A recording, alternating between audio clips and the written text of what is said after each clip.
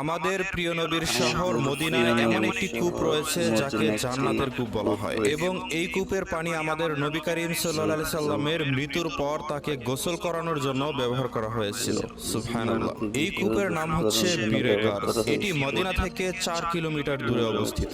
এটা সেই কূপ যেখানে আমাদের নবীজি সাল্লাল্লাহু আলাইহি সাল্লাম হিজরতের পর অবস্থান করেছিলেন। এই প্রোটোটাইপটা দেখুন, এটা 1400 বছর আগে নবী করিম সাল্লাল্লাহু আলাইহি সাল্লামের সময়কার মদিনার অবস্থা। তখন পবিত্র কাবা শরীফ দেখতে এমনটা ছিল, আর কাবার চারিপাশে মাটি ও পাথরের ঘর ছিল। পবিত্র কাবার চারদিকে পাহাড় ছিল। বন্ধুরা, সেই সময় নবীজি এরকম ঘরে থেকে, এরকম পরিবেশে থেকে আল্লাহর দিন এই দুনিয়ার জমিনে প্রতিষ্ঠা করে গেছেন। আমরা এখন কতই না সহজে ইসলাম পেয়ে গেছি। এখন পবিত্র মক্কা শরীফ আলট্রা মডার্ন হয়ে গিয়েছে, কাবায় রোবট পর্যন্ত ব্যবহার হচ্ছে। অথচ সেই সময় মক্কায় নিজেকে মুসলিম পরিচয় দেয় দুষ্কর ছিল। আমরা আমাদের রাসূল ও সাহাবীদের জন্য অন্তরের অন্তরস্থল থেকে দোয়া করি এবং